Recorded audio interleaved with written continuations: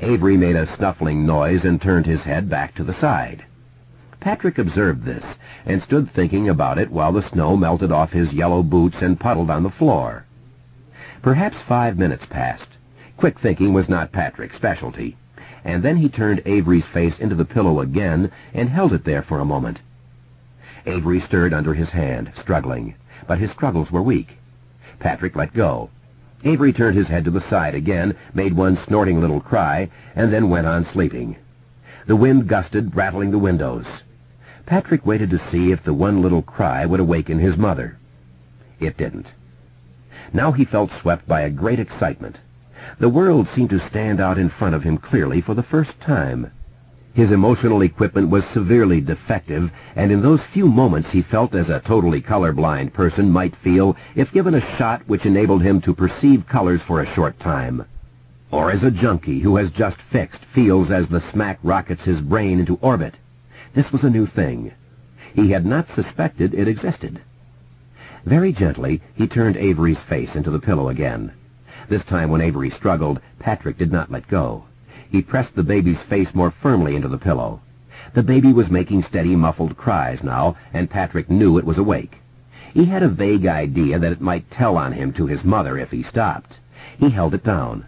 The baby struggled. Patrick held it down. The baby farted. Its struggles weakened. Patrick still held it down. It eventually became totally still. Patrick held it down for another 5 minutes, feeling that excitement crest and then begin to ebb. The shot wearing off, turning the world gray again, the fix mellowing into an accustomed low doze. Patrick went downstairs and got himself a plate of cookies and poured himself a glass of milk. His mother came down half an hour later and said she hadn't even heard him come in. She had been that tired. "You won't be any more, Mom," Patrick thought. "Don't worry, I fixed it." She sat down with him, ate one of his cookies, and asked him how school had been. Patrick said it was all right and showed her his drawing of a house and a tree. His paper was covered with looping, meaningless scribbles made with black and brown crayon. His mother said it was very nice. Patrick brought home the same looping scrawls of black and brown every day. Sometimes he said it was a turkey, sometimes a Christmas tree, sometimes a boy. His mother always told him it was very nice, although sometimes, in a part of her so deep she hardly knew it was there, she worried. There was something a little disquieting about the dark sameness of those big scribbled loops of black and brown. She didn't discover Avery's death until nearly 5 o'clock. Until then, she had simply assumed he was taking a very long nap. By then, Patrick was watching Crusader Rabbit on their 7-inch TV, and he went on watching TV through all the uproar that followed. Whirlybirds was on when Mrs. Henley arrived from next door. His screaming mother had been holding the baby's corpse in the open kitchen door, believing in some blind way that the cold air might revive it. Patrick was cold and got a sweater out of the downstairs closet. Highway Patrol, Ben Hanscom's favorite, was on when Mr. Hockstetter arrived home from work. By the time the doctor arrived, Science Fiction Theater, with your host Truman Bradley, was just coming on. Who knows what strange things the universe may hold, Truman Bradley speculated, while Patrick's mother shrieked and struggled in her husband's arms in the kitchen. The doctor observed Patrick's deep calm and unquestioning stare and assumed the boy was in shock. He wanted Patrick to take a pill. Patrick didn't mind. It was diagnosed as crib death. Years later, there might have been questions about such a fatality, deviations from the usual infant death syndrome observed. But when it happened, the death was simply noted and the baby buried. Patrick was gratified that once things finally settled down, his meals began to come on time again. In the madness of that afternoon and evening, people banging in and out of the house, the red lights of the home hospital ambulance pulsing on the walls, Mrs. Hockstetter screaming and wailing and refusing to be comforted, only Patrick's father came within brushing distance of the truth. He was standing numbly by Avery's empty crib some 20 minutes after the body had been removed, simply standing there, unable to believe any of this had happened. He looked down and saw a pair of tracks on the hardwood floor. They had been made by the snow melting off Patrick's yellow rubber boots. He looked at them, and a dreadful thought rose briefly in his mind like bad gas from a deep mine shaft. His hand went slowly to his mouth, and his eyes widened. A picture began to form in his mind. Before it could come clear, he left the room, slamming the door behind him so hard that the top of the frame splintered.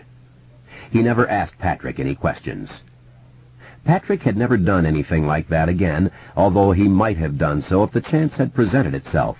He felt no guilt, had no bad dreams.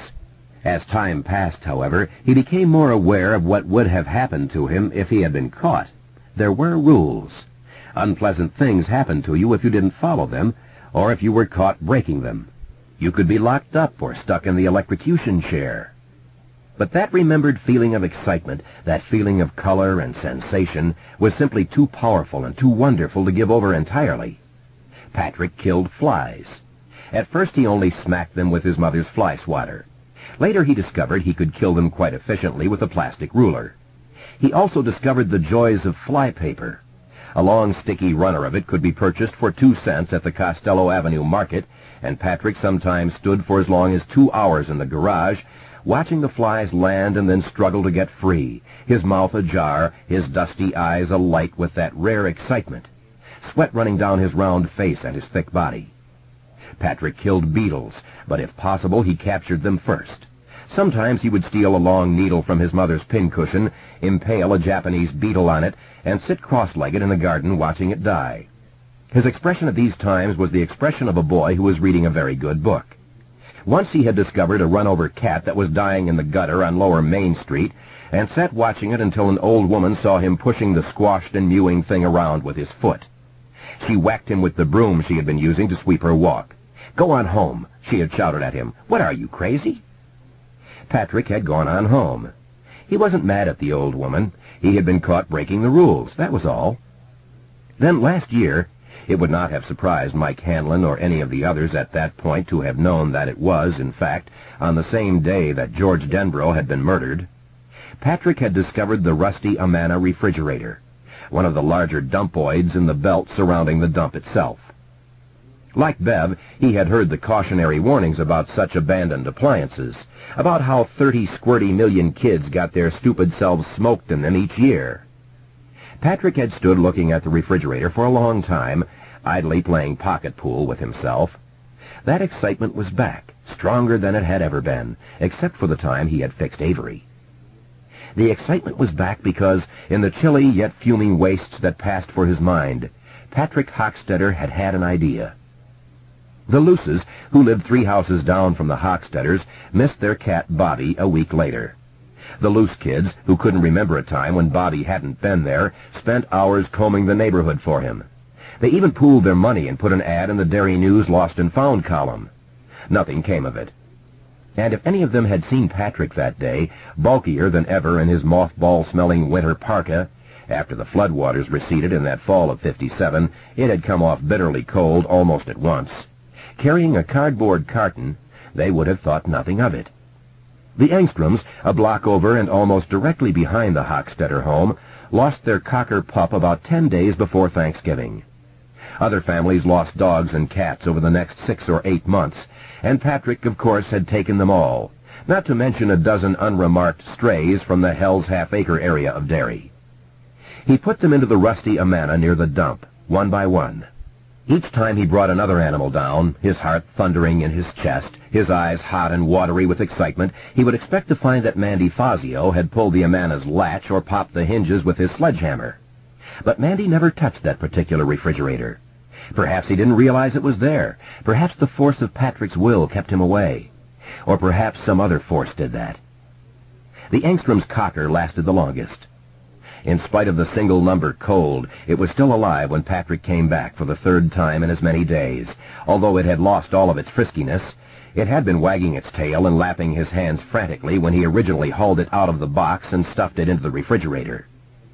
When he came back a day after putting it in, the puppy had damn near gotten away. Patrick had to chase it almost all the way to the dump before he was able to jump it and get hold of one rear leg. The puppy had nipped Patrick with its sharp little teeth. Patrick didn't mind. In spite of the nips, he had taken the cocker back to the refrigerator and bundled it back in. He had a hard-on when he did it. This was not uncommon.